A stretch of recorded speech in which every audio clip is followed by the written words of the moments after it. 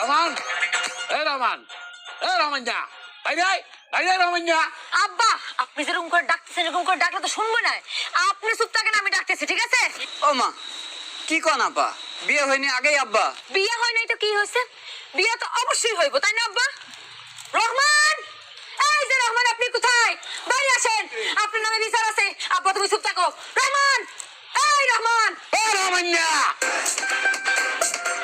কি হয়েছে? কি হয়েছে বুঝতেছো না? কি হয়েছে? হ্যাঁ আচ্ছা আমি আপনার মাইয়া কই গেছে? আম্মা, আপনি যেরকম করে জিগাইতেছেন সে জীবনে কোনো উত্তর দিব না।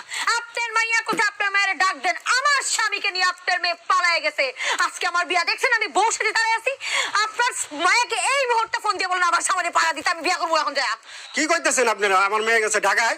আম্মা, আব্বা আম্মা দেখছেন পুরা মুখের উপর মিথ্যা কথা কইতেছে। আমি এই মিয়া, এই বড় লোক পোলা দেখে মাইয়া বিয়ে দিয়ে ভাগায় দিয়ে এখন বলতেছেন মায়ের ঢাকা শহর দেশে না? এই মিয়া, আপনার মেয়ের এখন ফোন দেন, এখন মানে এখন ফোন দেন, দেন ফোন দেন। তুমিও শুরু করলা। এই তুমি চুপ করো, একটা কথা বলবো, চুপ করে দাও। ফাইজলামি করেন, আমি নিজে গিয়ে আমার মেয়ের ঢাকায় নিয়ে দিয়েছি। কি রকম করে মিথ্যা কথা বলতেছেন আপনি? আমি তো জানি আপনার মাইয়া আমার সামনে নিয়ে পালাতে। আমি কইতেছি আপনারা যখন ফোন না দিয়ে বলছেন যে আসতে, আমি কিন্তু গরুটাকে সব জ্বালা দিব কই দিলাম। এইভাবে মিষ্টি মিষ্টি করে বলে তো শুনবে না। দাঁড়ায় আছেন কে? লাঠি সুটরা নিয়ে ভাঙেন, বাড়ি ঘর ভাঙা শুরু করেন। আইন দেখে আপনি কেমনে পারেন আমার ঘর দর ভাঙতে? এই যে এত কথা শুনবো না। আপনার মেয়ের এক্ষুনি আসতে বলেন এখানে, এক্ষুনি বলেন।